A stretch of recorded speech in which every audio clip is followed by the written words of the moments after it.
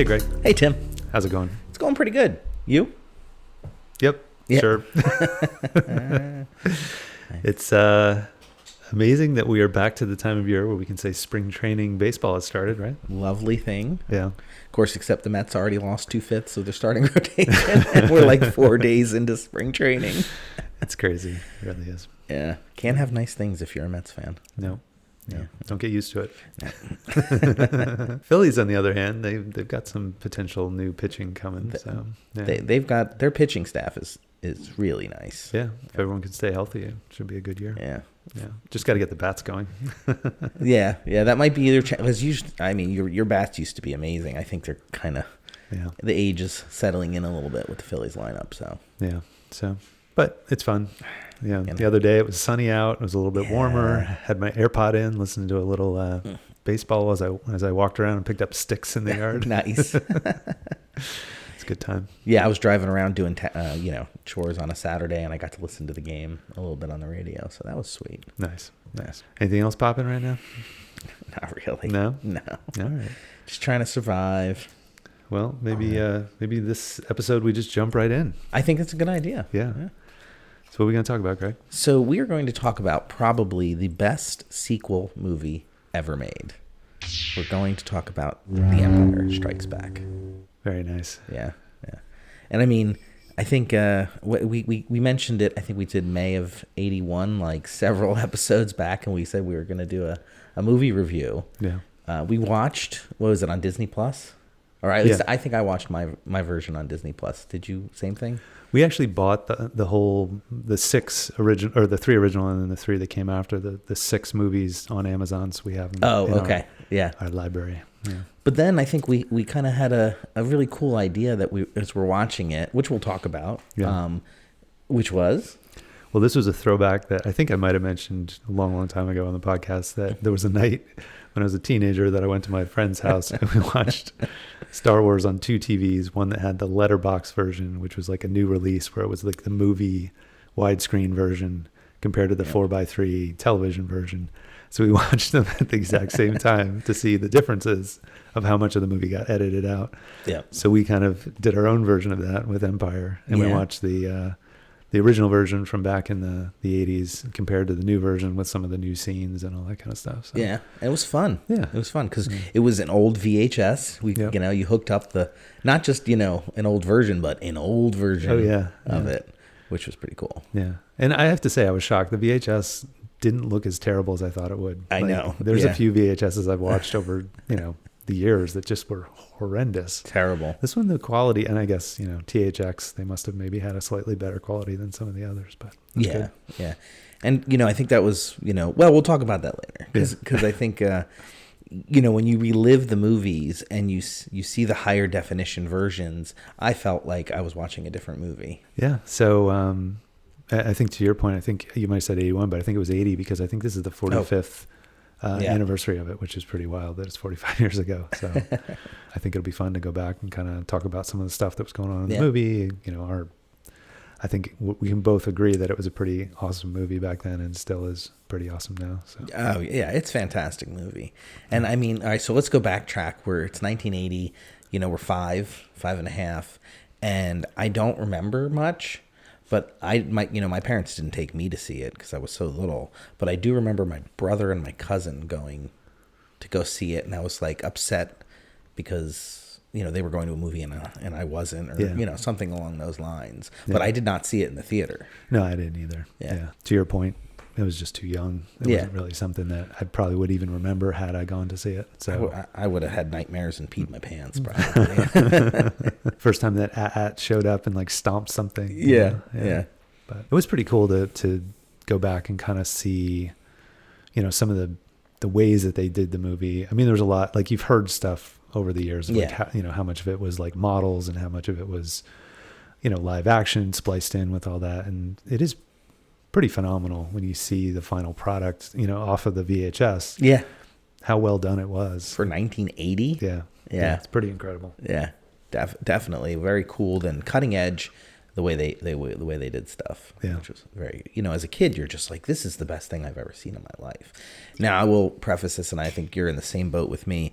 We're both not Star Wars, like diehards. Yeah. So and I think when you're not a junkie, it's much more enjoyable because then you're not so into it. You can kind of relax and enjoy it a little more. Where sometimes when you're so into things, you get a little too banana shape. Yeah, definitely. It was fun though because I went back and I looked at some of the the sort of behind the scenes stuff that I wouldn't have otherwise looked into or cared that much about. Yeah. And one of them was it's the introduction of Yoda and some of the little stuff that they did to create the character was pretty neat. There was originally when he was written into the script, he was supposed to be much larger and kind of slimy. Oh, okay. Which I thought was kind of interesting. And that he was going to be called, or in the script, he was just referred to as the Critter. And then they changed it to Buffy, which I thought was really funny. I didn't know that. And then Minch Yoda. And then finally they just, made him Yoda, which was kind of neat. And then the concept of Minch Yoda was like, he was kind of like a frog. That came from a bog planet or something like that. That makes, okay. Yeah. And then when they finally got around to it being, the character that we see in the movie, the original plan was to have a chimpanzee wear a mask. And that didn't work out so good because the chimp would just keep pulling the mask off of his head and stuff. So it ended up being Frank Oz that was, as it should be, right? Yeah. Yeah. And he did the voice as well with the plan that they were going to dub somebody over. And in the end, they just just stuck with his voice. So, yeah. I do know that Frank Oz took more liberties with the rearranging of the way Yoda talks. Right. Yeah. And he did more of that, and Lucas liked it so much he kept the way that he was talking. Yeah. Which is always fun when an actor or in this case a puppeteer kind of ad libs and creates something that becomes infamous. I mean, you can't think of Yoda without talking in the way that Yoda talks. So. So one of the things also, I know about Star Wars, again, I'm not a huge fan, but like the actor Mark Hamill was in some kind of accident prior to Empire Strikes Back coming out. So they had to, or the filming of it. And so they had to come up with a reason as to why he looks so not dramatically, but pretty different from, The New Hope. I don't know if it was a motorcycle accident or a car, probably a car accident or something like that. Yeah. So like that's cool too, that they just said, all right, well, we're going to have him get attacked by a snow monster, not upside down. Yeah. Well, and you mentioned that was one of the scenes where they did add a little bit in the remastering down the road. Yeah.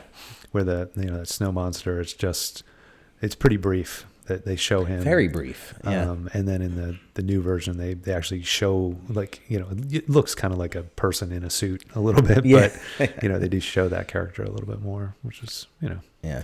It's one of those things like, does it really add much or not? I don't know, but.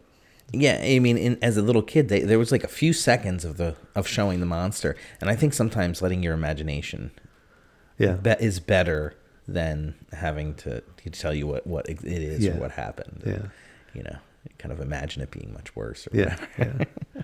Well, and I think as a kid, I always had the correlation between that snow monster and the one from the Rudolph the Red-Nosed Reindeer. Like somehow that was like the same world that they were in or something, which is why not weird, but yeah. Waiting for Luke to just come strolling out with Rudolph or something. And oh my gosh, what was that minor name? Yukon Cornelius. Yeah, there you go. Nothing. Another one of the sort of cool behind the scenes things that I found was that the Emperor was actually played by a woman. Is that true? Well, when we watched it on the VHS, I thought you could kind of tell that her face, it looked a little bit like a woman's face. Yeah. And that was Elaine Baker, the special effects artist Rick Baker's wife, who played the Emperor. I didn't know that. And then she was wearing like a mask, like on part of her face. And then they superimposed chimpanzee eyes over her eyes in the original version. Okay. And there was talk of like cat eyes or something like that. Okay. But then what was interesting is that they dubbed over the voice, obviously, and that was Clive Revell was the voice. And then when they did the remastering of it, they actually put the same actor in from the later movies. Yeah, I don't remember his name, but yeah. That we come to know as, Palpatine and all the other stuff. Yeah. But the original was a woman, which was pretty wild. Nice. Yeah. I didn't know that. That's pretty cool. And it's definitely, a good movie when there's a little bit of light incest too. So, which I kind of wondered why, like I get, he wanted to make Han jealous, or Leia wanted to make Han jealous. Couldn't have picked somebody else for that kiss. Yeah. A little weird. Yeah, it was a little odd, the choice there. And I didn't research it, and I don't know if you know either, if that was like part of the original script that they were brother and sister. I feel like there was something. I'm pretty sure it was part of the original script. Yeah. One thing that was interesting though about the whole dynamic of the lineage though is in the original script they had it that Luke and Leia's father wasn't Darth Vader. It was actually Obi-Wan. Oh. So the entire cast and crew were planning for that to be the big reveal at some point. Okay. And it was only, I think, Luke or Mark Hamill. Carrie Fisher? Or I don't think she was in it. Oh, yeah. I think it was just Luke and the executive director and Lucas who knew that was going to be the big, sort of plot twist at the end. Oh. Which is kind of neat. That is. Yeah. Yeah. Definitely a different arc if it went that way. Yeah, totally. I think one of the best things, about the movie is so many quotes.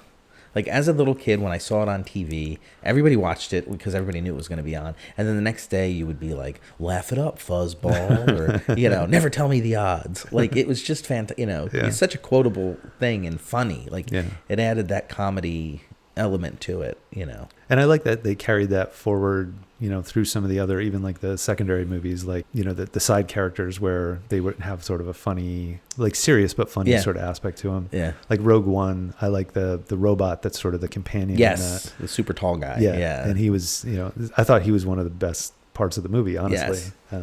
So yeah, there's a lot of that.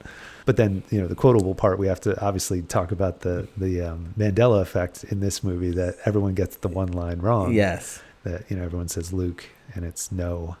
I am your father. Yeah. Yeah. Which is weird. Yeah. Yeah. And the other thing I thought was interesting too is, again, with the Mandela effect, was the fact that we talked about how his leg was C-3PO. Yeah. Was half silver, half gold. And watching the old VHS, like when you look for it, you can see it, but I never looked for it when I was younger. And to the point we discussed, there were toys where it was all gold. So why would you think it wasn't? You wouldn't even notice it. Yeah. Yeah. It's weird though. Yeah, it is strange. And I don't think and I think we talked about this too, that there was no explanation. It was just like a quirky thing that they put into the film. Yeah. But there was never any reason why he had half silver, lower half of his leg silver. Weird. It just, Yeah, it's very strange. I did notice though that when we compared it, because the one, and again, we didn't see it in the theaters. So the one on VHS was the one that was pretty much broadcast on TV, and it's so much, it's not the widescreen. Yeah. And so many scenes as we're watching, you don't see so many of the extras, and there's lots of scenes where C-3PO is just kind of like cut out, where you would see his entire body, or his lower half is cut off because they had to make it fit. Yeah. And I think that also lent to the cutouts of you're only seeing their faces because they had to shrink it in a way that you got the most of the plot. Yeah. And it is kind of curious, that whole 4:3 to letterbox, or the 16:9 movie theaters. It's a lot that you lose when you trim it down for the old style TVs that we're watching it on. So Now I was a little disappointed because we got some old versions, because not only did we get an old version of Empire Strikes Back, but my son actually has the New Hope on VHS. He just found it because they were doing something and he grabbed it. Yeah. When I remember watching it on TV, I remember you could see the cutouts, like when they would have the star fights, in space, where you would have the TIE fighters, and you could almost see the little plastic cutouts as it's flying going through, but it wasn't on the VHS, and I think it must have been like some type of, they remastered them 8 million times. Yeah. Even between the original theatrical and when they made the VHS, I'm sure they made some enhancements a little bit. And got rid of those edges that you could see in the cutout. So that was very interesting. And I'm wondering, can you even find like that old school version that they would show on TV sometimes? I don't know. It seems like so many things, when they get to the level that they've gotten to, some of that old stuff starts to get like, collected and, put in a warehouse somewhere, and it's harder and harder for the general population to track down some of that stuff. So question for you, when you were a kid and you were on the playground playing Star Wars with your buddies, who were you? Who did you say, I'm, so-and-so? Who did you choose to be? I think, as a kid, I just gravitated to Luke just because he wanted to be, I wanted to be the wielding, a lightsaber and Luke was sort of an easy choice in that case. Okay. But I also feel like with Chewbacca being, everybody wanted to make, try to do their impression of Chewbacca. Yeah. There was a fair amount of that too. Oh, well, we totally could have hanged because I always wanted to be Han Solo. I was gonna say Han was definitely a good choice. Yeah. Yeah. And how cool was Han Solo? Han was awesome. Yeah. I mean, the guy gets the girl, he's the badass. Yeah.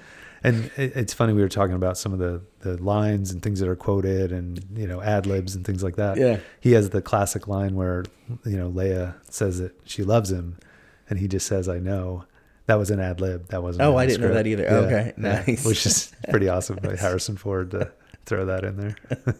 That's awesome. One of the best things about Star Wars in general, but Empire Strikes Back is the environments. I always like that they always had such cool settings. Mm-hmm. You went from Hoth to the swamp to whatever. Yeah. And I think they kind of tried to do that in some of the newer movies. But when they do CGI, it just fails. It has to be like real. And I think they've done that with more of the more recent ones. To me, again, I'm no expert. Yeah. But to your point, like even like Hoth, that was in Norway. And, I read that was like one of the worst snowstorms that they had in like recent. I think it was like 50 years or something crazy. It was like the worst snowstorm that they had. And they just happened to be shooting during it, which really added to that feel of it being, super cold. And, when they're doing the whole scene with the rescue and that was pretty wild. And then I guess the other thing was that there was, the battle scenes and stuff, they were using, real people. They didn't CGI people in or anything like that. Yeah. They were just sort of doing like a call out to anyone in the area if you want to be in the movie. And so a fair number of the stormtroopers and stuff were actually women because there wasn't enough people Norwegian in the area, which was kind of cool, that they, just enlisted anybody that would come and be in the movie. Put a suit on. Yeah. And the other thing I thought that was kind of cool in that area of Hoth, they have the ship, the Millennium Falcon, is in the hangar. They actually built a full-size version of it for those scenes, which was pretty neat. So it was like 16 feet tall and 60 feet in diameter.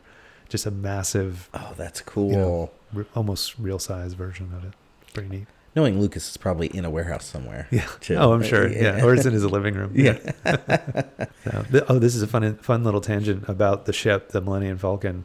There's a high school near us, Parkland High School. And if you look at it, the aerial view of it, it looks like the Millennium Falcon. Really? And I don't know the answer to this, but the architects who did it, I mean, they had to have done it on purpose, but did the school district know ahead of time that was, only when you look at it from top down from an aerial view can you see that the shape is 100% the Millennium Falcon. Oh, that's hysterical. Yeah, it's pretty neat.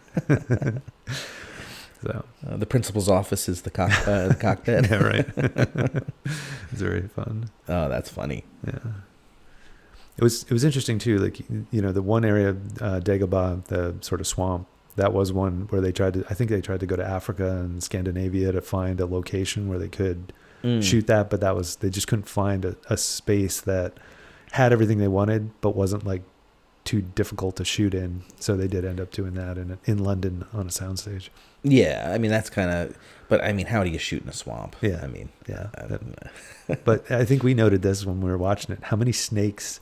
They just seemed to drape a snake on everything they could. There's snakes everywhere. Oh wait, we have a branch over there. Quick, get a snake on it. Yeah, it's pretty wild. And I remember being a kid. That scene really scared me when Luke went up and Vader was there all of a sudden. Like I remember asking my dad, "What's going on? Why is Darth Vader there? What's happening?" It was pretty cool. Writing. In that part.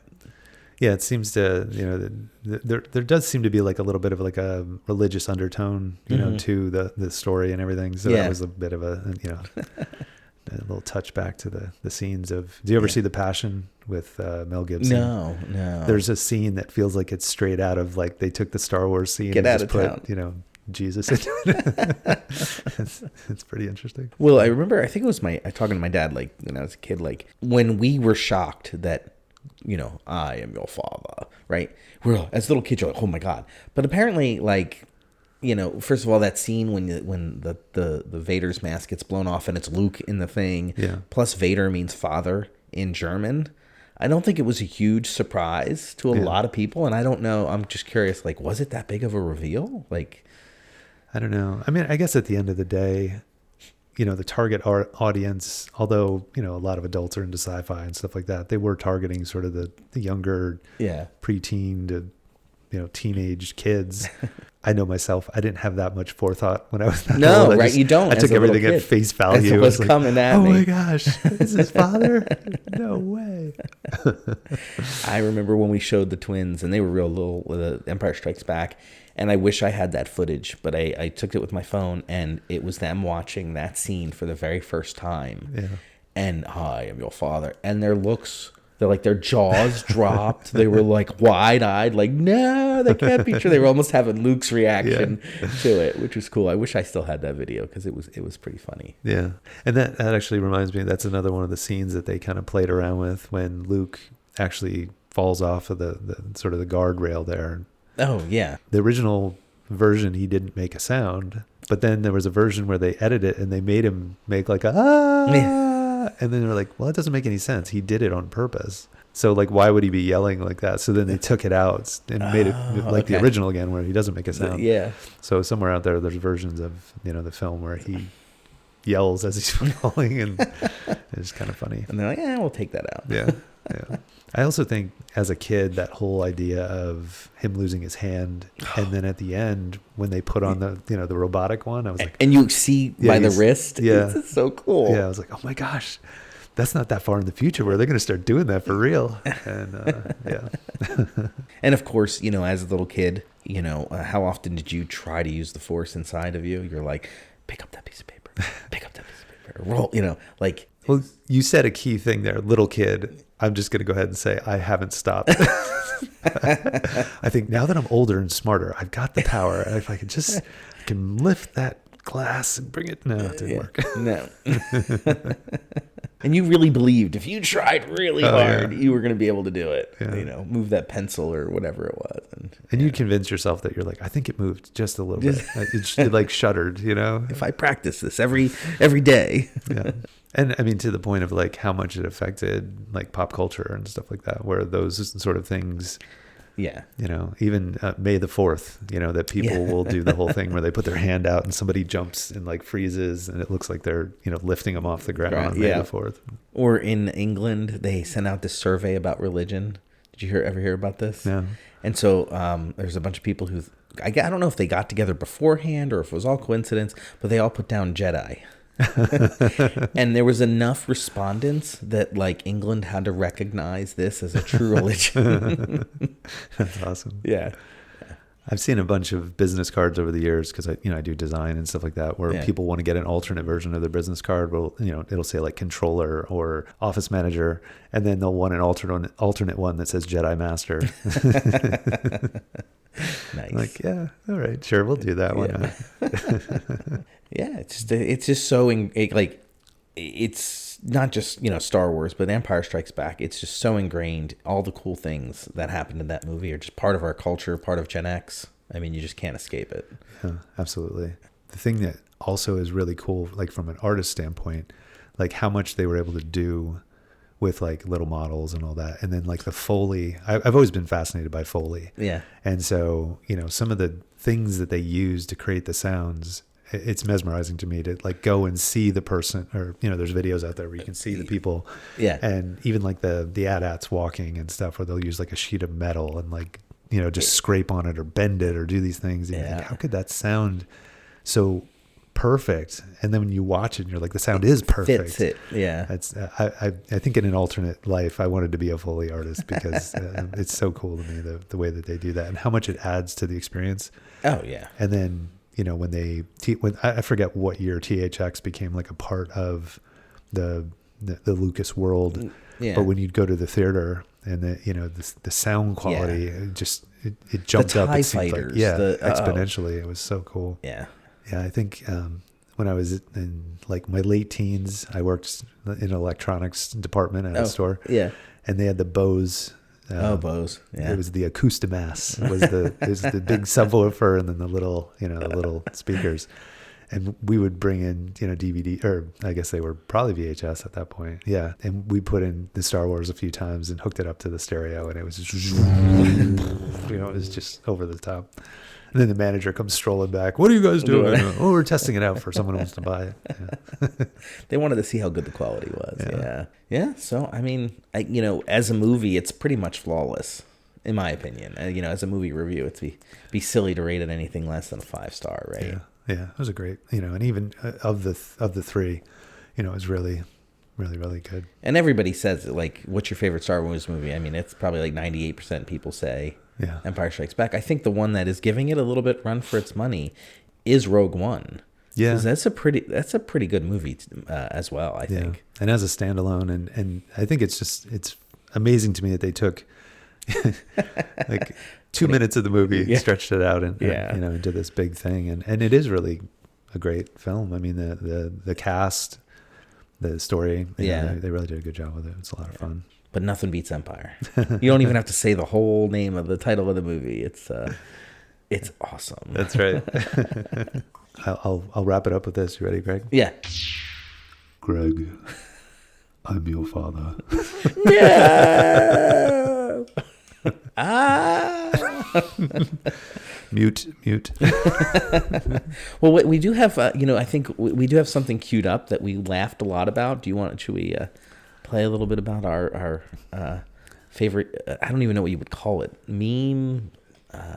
I guess, it's just, this is a pretty popular thing now where people try to sync up either their own new lyrics or song with, videos or old, music videos and all that kind of stuff. So this one is fantastic. It's a song with Luke and Yoda in Dagobah, and it's really, really funny. So we'll play this for you guys and hope you enjoy. And I think both our youngest sons were obsessed with this song for 2-week, 3-week period of time. Yeah, on permanent repeat. So we're going to torture you now as we were once tortured. I hate Brenda, and a bad guy hit me in the shin, and I peed all in my pants.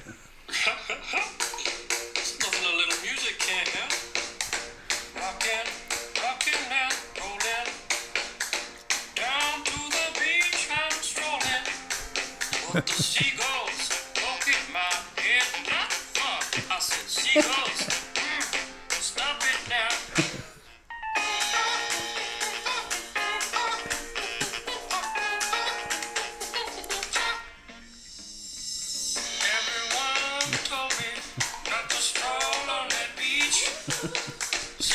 Just keeps going, Tim.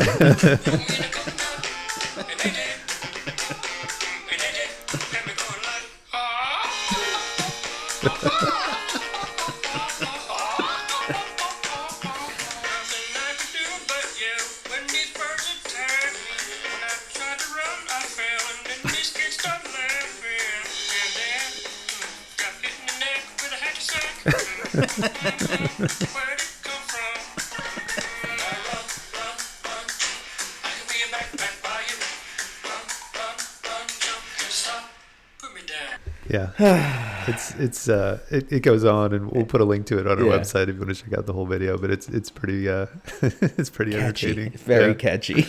Run! I could be a backpack when you run. And then that's good. That's very great. Yeah. So cheers to a fun movie from our childhood. And just let it be, Lucas. Just stop remastering. Just it is what it is. Don't add any more scenes. And maybe re-release the original. That would be kind of just go back old school. Yeah, that would be cool. Just the way it was. Yeah. I doubt it.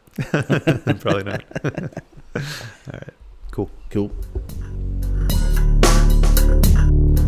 Can't get enough Latch-Key Dad content? Well, check out latchkeydads.com. That's right, Greg. On our website, we've got a plethora of photos from each episode, as well as other interesting links to content that we talk about on the show. Yeah, Tim, I really enjoy all the pictures that you put up there, as they really bring the episode home. Yeah, I guess I'm not afraid to show those embarrassing photos of my childhood. So, we encourage you to check out the website, latchkeydads.com, for all that content. Excellent. And if you have a moment, check out our shop page where we've got really cool keychains for sale. If you don't know what to get your dad for Christmas, the holidays, Father's Day, birthday, check it out. It's a cool gift. Tim, Did you know that listeners should like, review, and subscribe to the Latch-Key Dads podcast? No. But now I know. No, Knowing is half the battle.